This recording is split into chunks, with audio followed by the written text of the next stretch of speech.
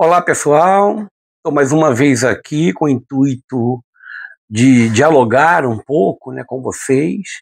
Hoje a temática é extremamente complexa, porque vou tratar aqui da questão da alfabetização e também dessa relação ensino-aprendizagem diante dos conflitos urbanos existentes na relação favela-escola, ou seja, na relação que envolve as crianças moradoras de favelas e periferias e os conflitos e tensionamentos urbanos que provocam alterações de múltiplas ordens na relação de ensino-aprendizagem.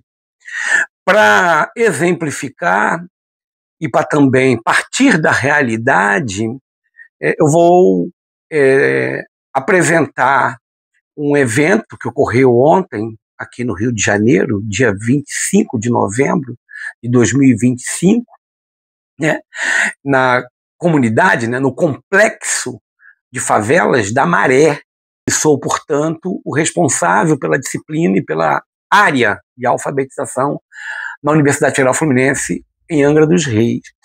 Isso, de algum modo, somado ao fato de também ser advogado, presidente da Comissão de Educação da OAB aqui de Maricá, permite que eu mantenha um diálogo intenso com várias professoras e professores que estão em sala de aula hoje, trabalhando nessas escolas que estão submetidas a essas violências. E no dia de ontem, uma dessas escolas que atua na Maré, tinha um processo de avaliação.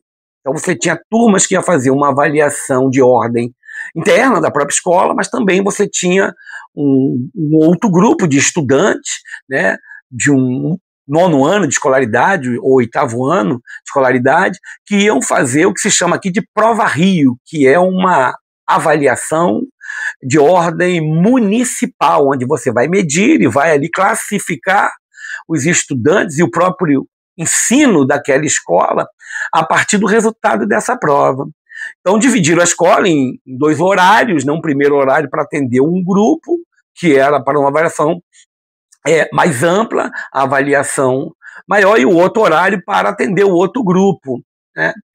E chegaram as crianças, às 7 da manhã, os professores e tudo, e esse primeiro grupo ainda sentou, concentrado, iniciando ali o seu processo de avaliação.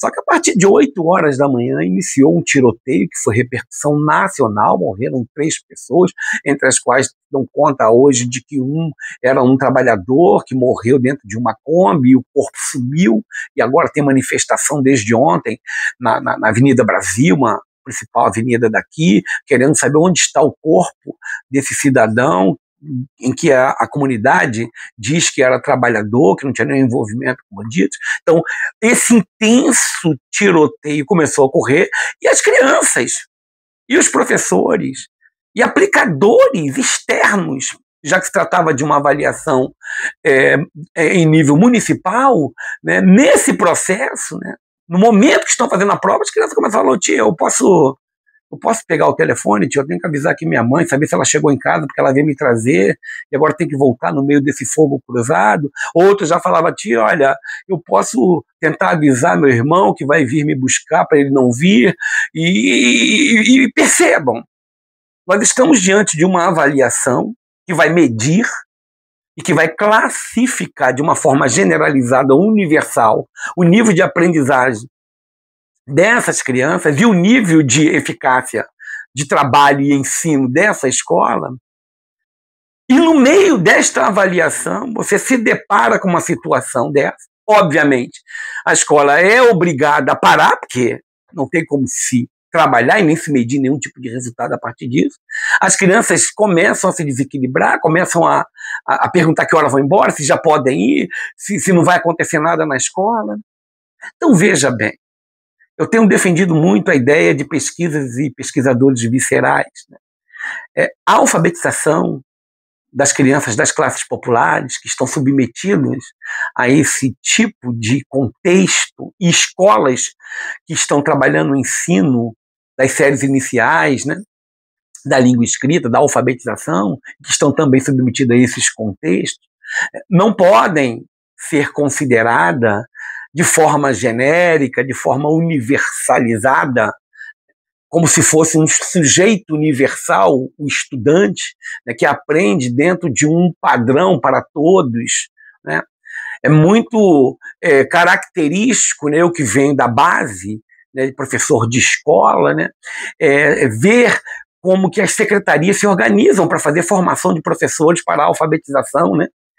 Pegam os professores que já estão nesses contextos, muitas vezes há muitos anos, né, cortando ali um dobrado para tentar fazer o seu melhor como servidor público, como professores, como educadores, né, daquelas crianças, né? E aí me vem com um conjunto de teorias desprovidas de cheiro da escola, desprovidas de barulho da escola, desprovidas de carne, de corpo, de vida, né? Teorias que muitas vezes são construídas à luz de dados estatísticos, como esse, por exemplo. Qual seria o dado estatístico de um resultado de uma avaliação municipal dessa, por exemplo? De crianças que estão ali naquele momento, naquele contexto, passando por uma situação que nenhum ser humano psicologicamente consegue se equilibrar para fazer nenhum tipo de prova, de avaliação, né? Então você tem muitas vezes um conjunto de teorias e formulários e manuais nesses cursos de formação de professoras e professores alfabetizadores que desconsideram completamente os conhecimentos produzidos na prática dessas pessoas, desconsideram as conversas, o diálogo que as professoras e os professores alfabetizadores têm sobre a sua própria prática, sobre seus desafios, como é que constrói as suas saídas para resolver os problemas da não aprendizagem da língua escrita dessas crianças, né? Então a gente tem, na verdade, quando se trata de alfabetização no Brasil, muito a que se estudar e a que se pesquisar, porque muito do que foi e está sendo produzido são conhecimentos muito mais próximos de poesias, sem nenhuma eficácia do ponto de vista da possibilidade de construir um rol de conhecimentos científicos necessário para compreender este fenômeno específico de crianças que estão submetidas, escolas que estão submetidas a esse tipo de contexto, do que propriamente o que poderia se chamar de conhecimento científico sobre a alfabetização.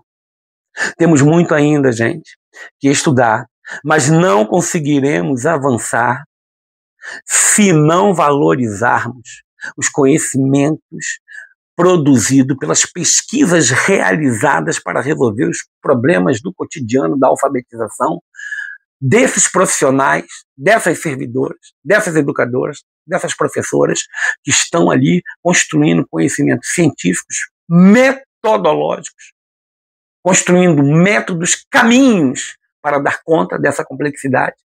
Enquanto esses conhecimentos forem desconsiderados ou forem tratados como conhecimentos de segunda classe, de segundo nível, não científico, não metódico, nós não conseguiremos avançar na compreensão do fenômeno alfabetização das crianças das classes populares. É isso, pessoal. Deixa para um próximo vídeo a gente aprofunda ainda um pouco mais. Muito obrigado. Tamo junto.